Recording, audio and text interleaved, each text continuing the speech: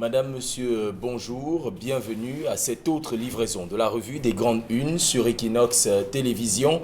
Vous êtes en place, au bon endroit, au bon moment. C'est le programme qui fait la part belle au traitement de l'actualité telle que parcourue dans les presses durant la journée. Je vous invite à vous installer confortablement et à parcourir avec nous les titres qui feront l'ossature de cette autre édition de la revue des Grandes Unes. Nous parlerons de cette affaire de la Covid Gate qui décidément n'a pas encore rendu son épilogue avec le journal La Nouvelle Expression. Alors qu'on pensait le dossier oublié par les autorités, voilà les organisations non gouvernementales qui mettent la pression sur le gouvernement et remettent le dossier sur la table des discussions. Il s'agit de responsables d'organisations non gouvernementales et d'acteurs de la société civile qui se sont réunis à Yaoundé pour exiger du gouvernement qu'il donne un sens aux révélations accablantes de la Chambre des comptes.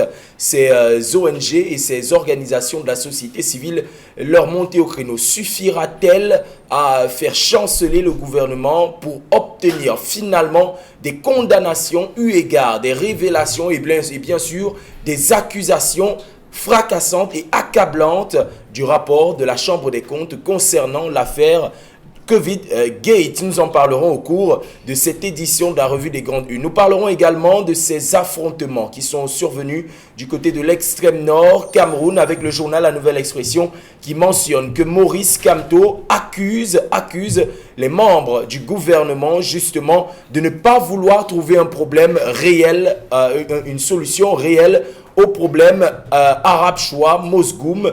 Selon ce dernier, le dialogue devrait être la solution la plus prépondérante, la plus mentionnée pour résoudre efficacement un problème d'ordre anthropologique et sociologique inhérent à ces deux communautés de l'extrême nord du Cameroun. Pendant ce temps, le Cameroun Tribune nous dit que Paul Biya appelle à la paix, c'est ce que nous dit le journal à capitaux publics. Une délégation, forte délégation, s'est déportée du côté de l'extrême nord Cameroun, plus précisément dans la localité de Kousséri.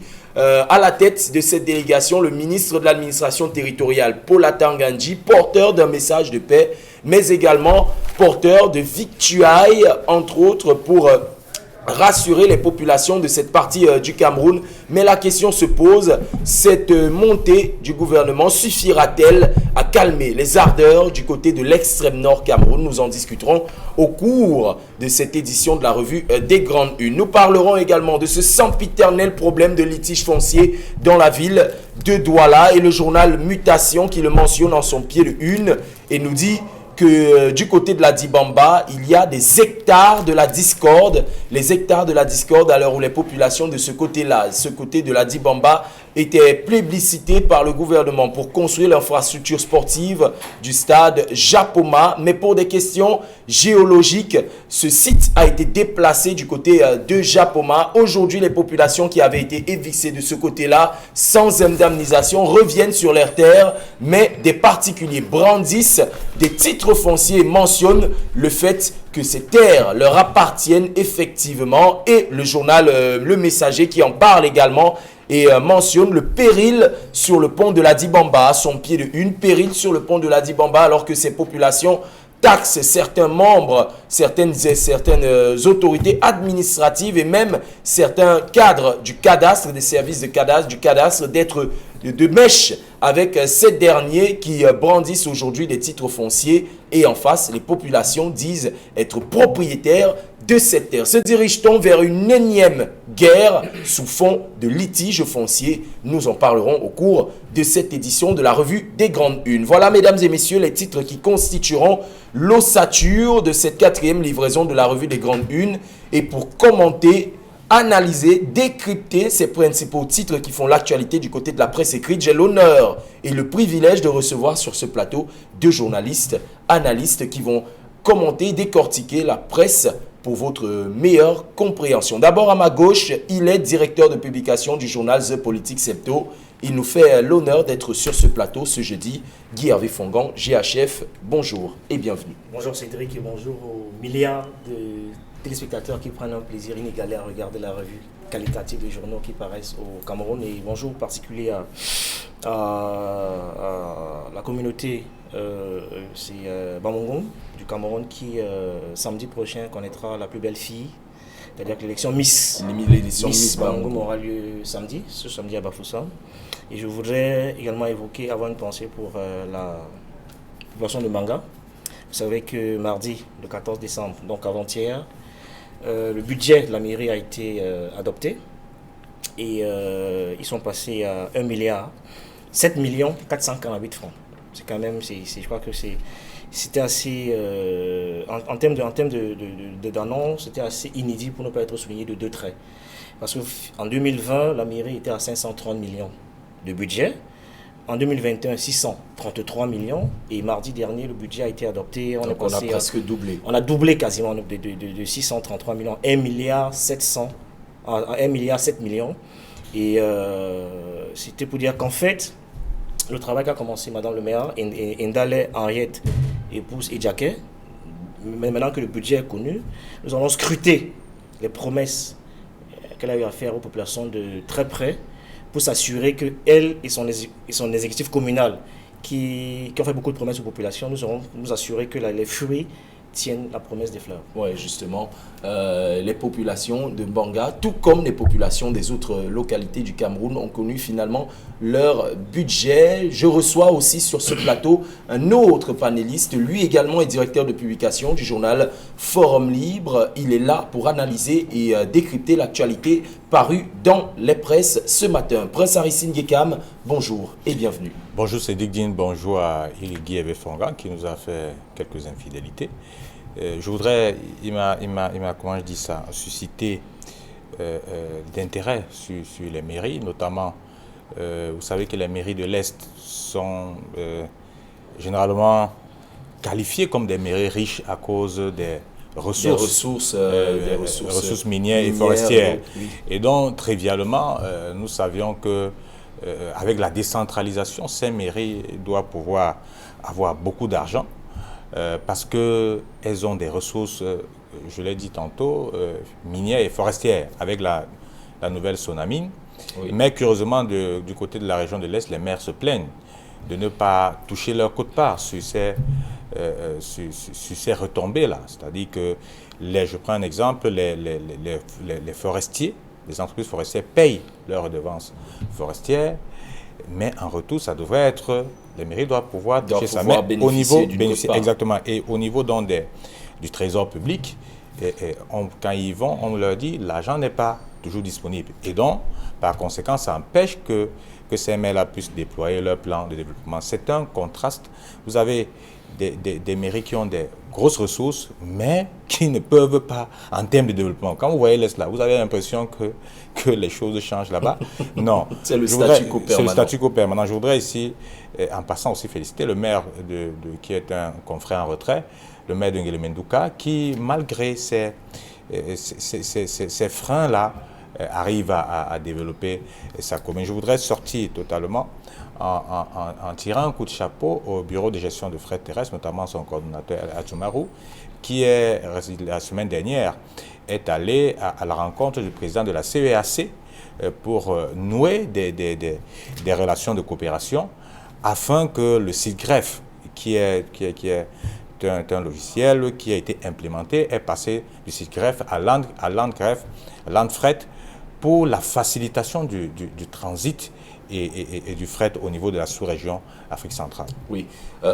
Messieurs, si vous le permettez, nous allons entrer dans le vif du sujet avec le premier titre de cette revue des Grandes Unes, le journal La Nouvelle Expression, qui parle de cette affaire qui décidément n'a pas fini de susciter beaucoup d'émoi, la gestion des fonds Covid.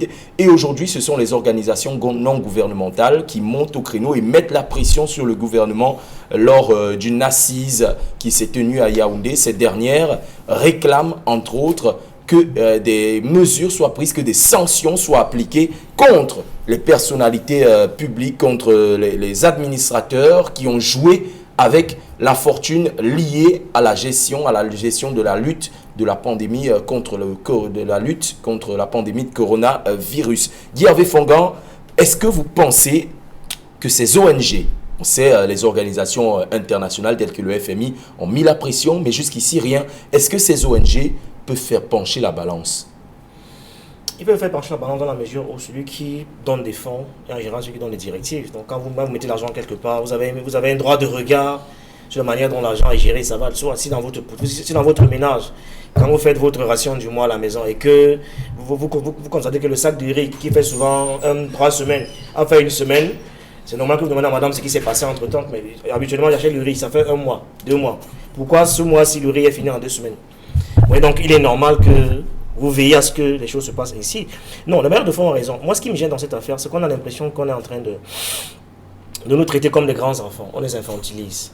Et ce n'est pas très sérieux. Je me souviens encore que ces mêmes bailleurs, ces mêmes ONG avaient dû mettre de la pression. Parce que les gens qui n'ont pas la mémoire sélective se souviennent très bien que au commencement il y avait, avant que le grand dialogue ne soit convoqué, il y avait un conseil de sécurité qui devait se tenir aux Nations Unies. Oui. Et on a mis la pression au Cameroun de tenir le grand dialogue national. Finalement, on a quand même pu tenir un grand dialogue national dans les conditions que nous connaissons tous aujourd'hui. Et beaucoup disent qu'il faut recommencer.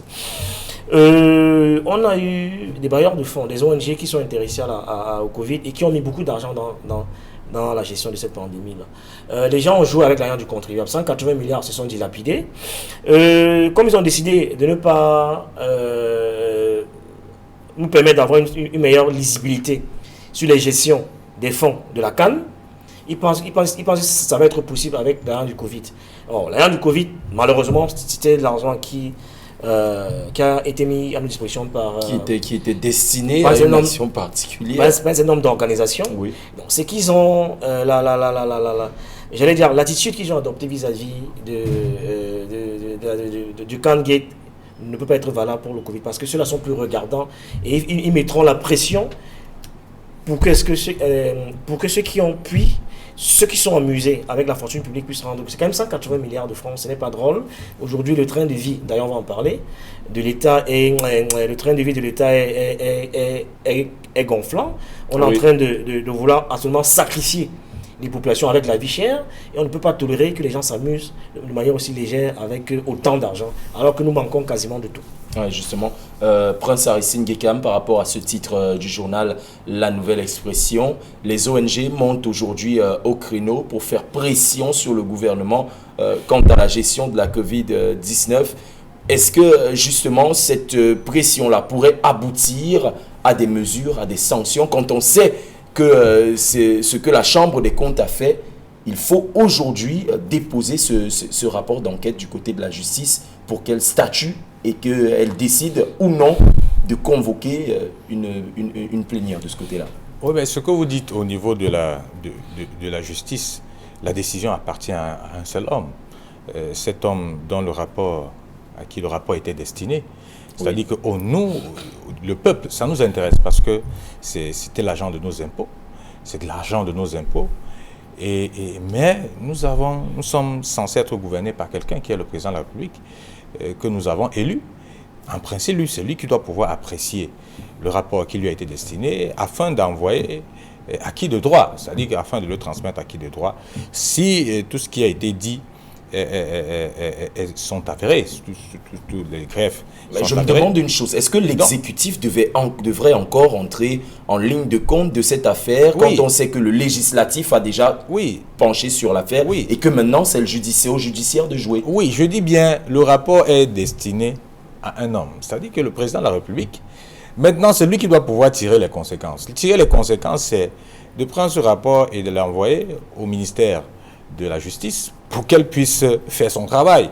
En réalité, non. Ce que les ONG font, notamment Un Monde à Venir aussi, c'est de faire une sorte de veille. C'est-à-dire qu'on peut dire, si vous avez oublié, les Camerounais, en général, n'ont pas oublié. Guy avait parlé des partenaires de développement et les partenaires techniques et financiers, c'est de ça qu'il s'agit, qui ont mis de l'argent. C'est-à-dire qui ont contribué à ce que nous soyons un tout petit peu mis à l'abri du Covid ou alors être soignés convenablement, qui ont mis de l'argent pour subvenir aux besoins des Camerounais, des entreprises qui étaient en difficulté, qui ont été mises en difficulté par la pandémie. L'argent, je le disais tantôt, l'argent a été déployé à certains hommes d'affaires, triés pratiquement sur le volet, et même certains PME. C'est comme si les gens n'étaient pas au courant qu'il y avait ce type de financement. Aujourd'hui, il y a eu une gabegie totale. La Chambre des comptes, qui est comment je vais dire ça, une structure financière à même dédiée pour ce type de contrôle, à certifier ce type d'audit, à certifier que des gens ont utilisé à des fins destinées de l'argent public. Et donc, par conséquent, le peuple que nous attendions, en principe, que les choses puissent aller vite. Vous savez, les gens ont l'habitude, ce sont les magistrats qui ont dit le temps de la justice n'est pas le temps forcément du journaliste. Ce n'est pas le temps du journaliste. Nous espérons tout au moins qu'avec la veille que font les ONG, que les choses vont aller un tout petit peu vite du côté du ministère de la Justice, ou alors de la présidence de la République. Et justement, c'est le souhait qui est évoqué ici, un impératif pour mentionner la clarté, pour faire ressortir la clarté sur cette sombre affaire de gestion scrabreuse des fonds liés à la lutte contre la pandémie de coronavirus. Nous entrons dans le deuxième sujet. Nous parlons des affrontements du côté de l'extrême nord. Cameroun, et le journal La Nouvelle Expression nous dit que Maurice Kamto est monté au créneau et il accuse le gouvernement de ne pas toucher le problème à la racine, lui qui pense que le dialogue est certainement la solution la plus adaptée à un problème sociologique inhérent aux deux ethnies arabes Shoa et Mousgoum, et le journal Cameroun Tribune qui mentionne que par ricochet, le président de la République appelle à la paix et pour ce faire a missionné une délégation ministérielle conduite par le ministre de l'administration territoriale qui a fait un tour du côté de Kousséri dans l'extrême nord du Cameroun, porteur d'un message de paix et de consolation vis-à-vis des familles des victimes, mais également de victuailles. Vous le voyez à l'image. Guy Hervé Fongan, d'aucuns auraient tendance à dire... je vais le dire comme ça, de qui se moque-t-on? On est à l'extrême nord, une zone économiquement et même d'un point de vue alimentaire sinistrée. Vous apportez à manger des matelas aux gens. Est-ce que c'est ça la solution au problème? J'ai envie de dire que moi, ce qui me désole, c'est cette espèce d'insensibilité de nos pouvoirs publics. Vous savez, le nom en général a été présenté depuis que nous sommes tout petits comme la fille aînée. La fille aînée du renouveau. L'extrême nord. Oui, comme la fille aînée du renouveau.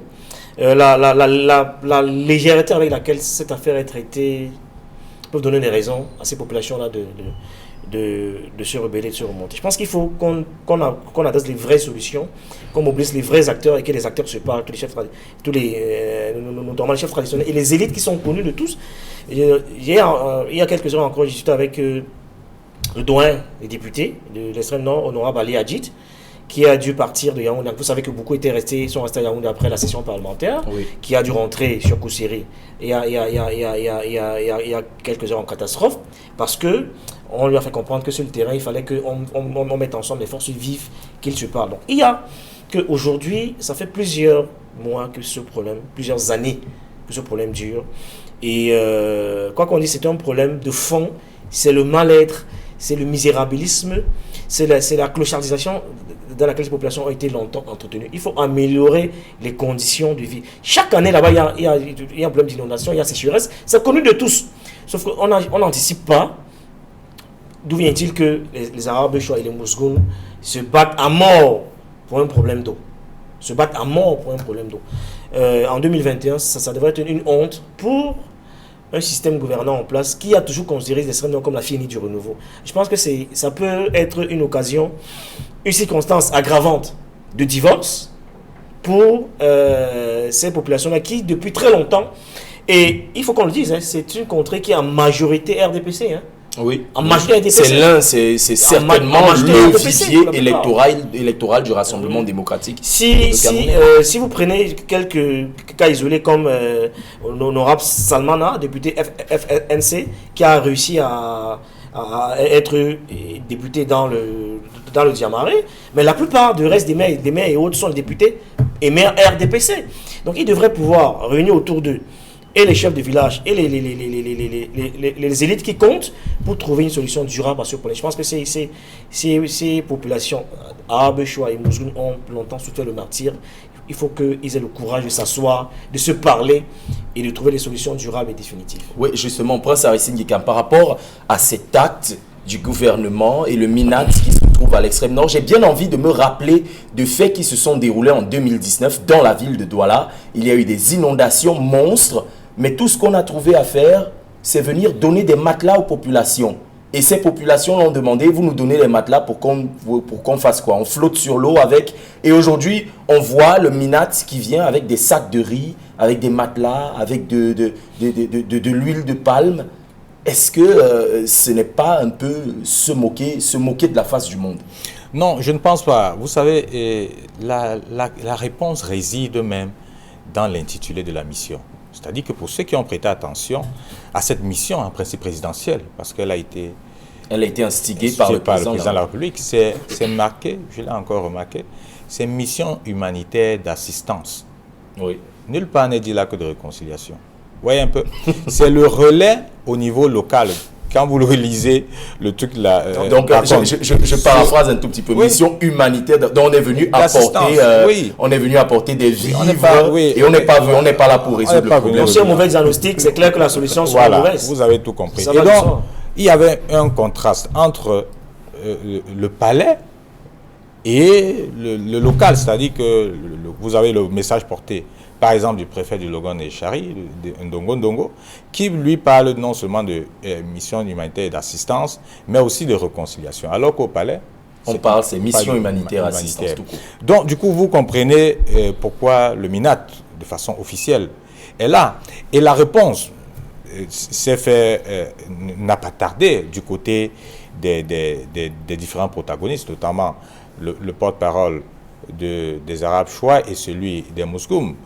Le porte-parole des Arabes Choua, par exemple, a vertement, au-delà des accusations portées contre l'autorité administrative et les forces de maintien de l'ordre, ils ont clairement dit qu'il faille une vraie mission. C'est-à-dire que pour qu'on les gens puissent s'asseoir pour adresser le véritable problème, dans un message, dans un communiqué. Oui, comme Guévé l'a dit. Donc, je pense que lorsque Maurice Kamto parle trivialement de l'incompétence des gouvernants, il n'a pas tort, parce que les problèmes existentiels sont là. On ne les résout pas, et du coup, ça constitue des prétextes pour que les communautés s'affrontent. Donc, s'il y a même un problème entre les communautés, il faut pouvoir assécher, c'est-à-dire assécher les prétextes, pour qu'on n'ait plus de prétextes à suivre des... C'est un peu comme si on décidait de mettre de la peinture sur un mur effrité. Exactement. Donc, il faut pouvoir résoudre les problèmes de base de ce côté-là. J'en parle tout le temps. Ils ont les problèmes d'agriculture, ils ont les problèmes climatiques, ils ont des problèmes d'eau. De qualité de vie. De qualité de vie. C'est ça le problème. De qualité de vie que le gouvernement apporte des solutions durables à ces problèmes-là. La troisième chose pour sortir, c'est que, oui, aujourd'hui, le MINAT va dans ses intitulés, dans son programme, au niveau de N'Djamena, pour rencontrer les réfugiés de ce côté-là. C'est bien pour montrer que l'État ne les a pas abandonnés, mais passer ça, il faut revenir, faire asseoir les gens qui avaient parlé des personnalités qui comptent. Faire asseoir des gens, appeler des personnalités qui comptent, pour qu'elles puissent s'asseoir au cours de ces 10 arrondissements, se regarder en face et parler. Et je dis, ça ne devrait pas être seulement entre Mousgoum et Arabes Choua. Parce que mais également toutes les autres communautés, parce qu'il y a eu des affrontements entre Arabes Choua et Kotoko. Et aujourd'hui, récemment, nous avons eu Arabes Choua Mousgoum, aujourd'hui encore Arabes Choua et Mousgoum, analyser tout ça, c'est-à-dire réunir toutes les communautés qui vivent dans ce département, leurs élites, pour qu'ils puissent se parler. Guy avait parlé des élites, mais il faut noter d'abord que l'élite a failli. Parce que si les problèmes arrivent à ce niveau, ça voudrait dire que ça n'a pas marché quelque part. Et j'interpelle aussi les autorités administratives qui sont dans ce département-là, de faire très attention. Lorsque vous avez un département où des gens sont enclins à se battre aussi facilement, il faut pouvoir savoir régler les problèmes, arbitrer même. les problèmes. Et ceci me rappelle le livre du gouverneur à la retraite, Abaka Hamad, l'audace d'être différent, où il démontre comment les autorités administratives entretiennent les conflits longtemps. Est-ce que vous comprenez ça? Entretiennent les conflits longtemps parce qu'ils tirent les dividendes. Et donc vous avez des problèmes. Lorsque vous discutez avec certaines autorités administratives, ils vous disent, non, je suis allé dans tel, j'étais chef de terre dans tel département ou dans tel arrondissement, j'ai rencontré tel problème, mais je n'ai pas pu le résoudre. Non, il y a d'autres qui laissent perdurer le problème, contournent ces problèmes et partent sans les résoudre. Et les autres viennent ainsi de suite. Donc, il y a ce cycle-là. Donc, je voudrais dire ici qu'il faut appeler des gens comme Abaka Hamad, des personnalités qui sont respectées de ce côté-là.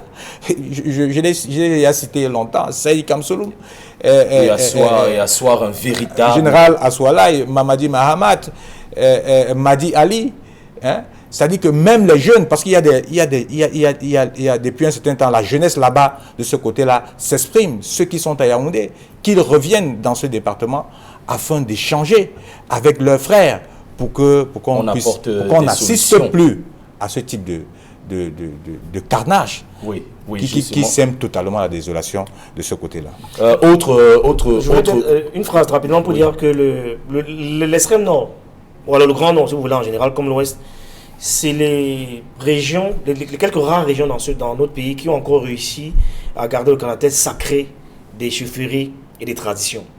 Donc je pense qu'il est encore temps de mobiliser les autorités traditionnelles qui, dans ce conflit, pourront jouer les partitions pour ramener de manière définitive la paix. J'ai pas le sentiment que tous les autorités traditionnelles ont été suffisamment mises à contribution pour participer. Non, ils ont été mis. Qui s'impliquent.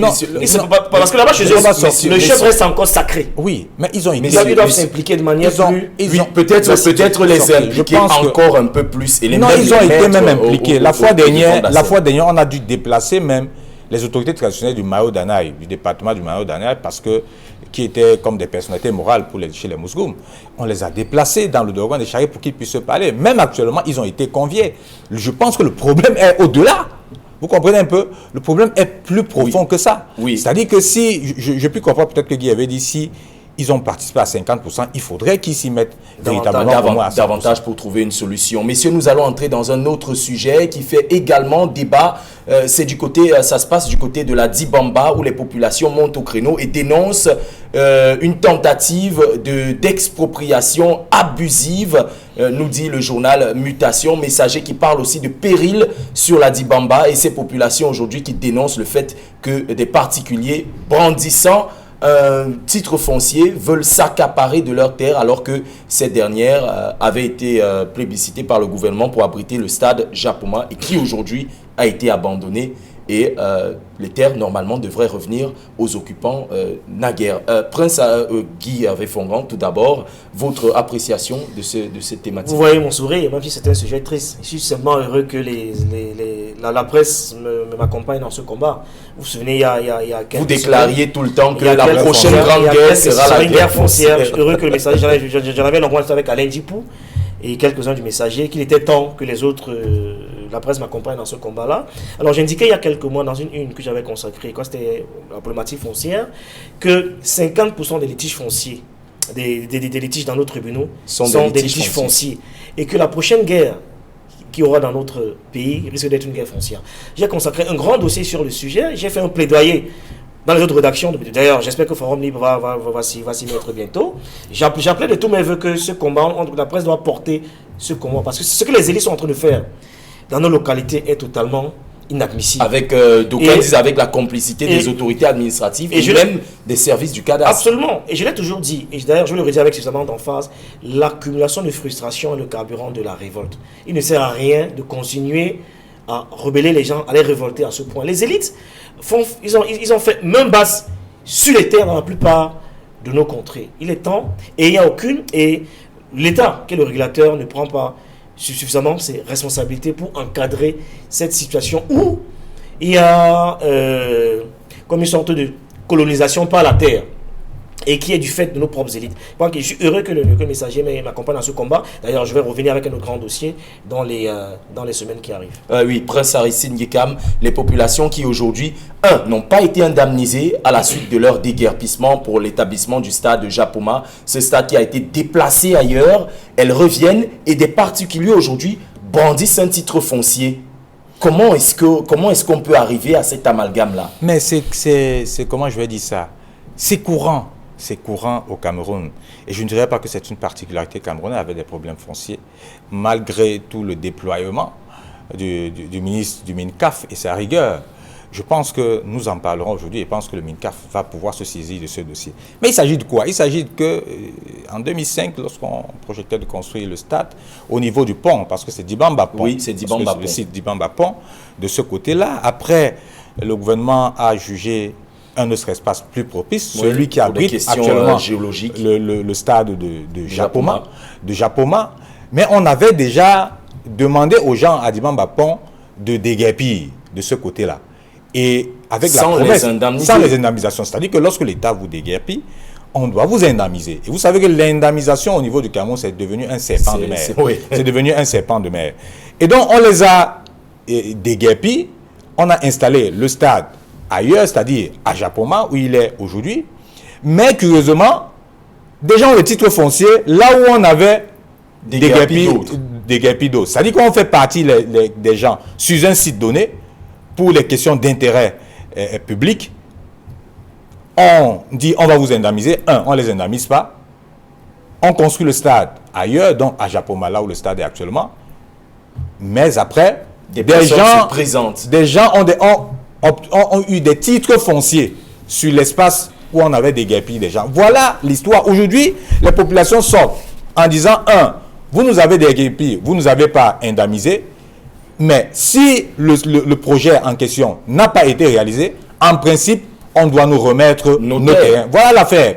Et donc, des autorités administratives, comment je vais dire ça, jouent au ping-pong avec cette affaire-là, qui risque de constituer des affrontements sur ces sites. Les affrontements entre qui? Entre ceux qui occupaient avant le site et ceux qui brandissent les titres fonciers. Je pense que le MINCAF, connaissant sa rigueur, doit pouvoir se pencher sur ce terrain, ne pas laisser forcément les autorités administratives de ce département de Vouré régler cette affaire, mais il faut que le monsieur Yeba ici puisse s'intéresser à ce dossier qui risquera de défrayer la chronique si rien n'est fait dans les prochains jours au niveau de la Dibamba. Oui, justement, mesdames et messieurs, nous sommes arrivés à la fin de cette édition de la Revue des Grandes Bulles.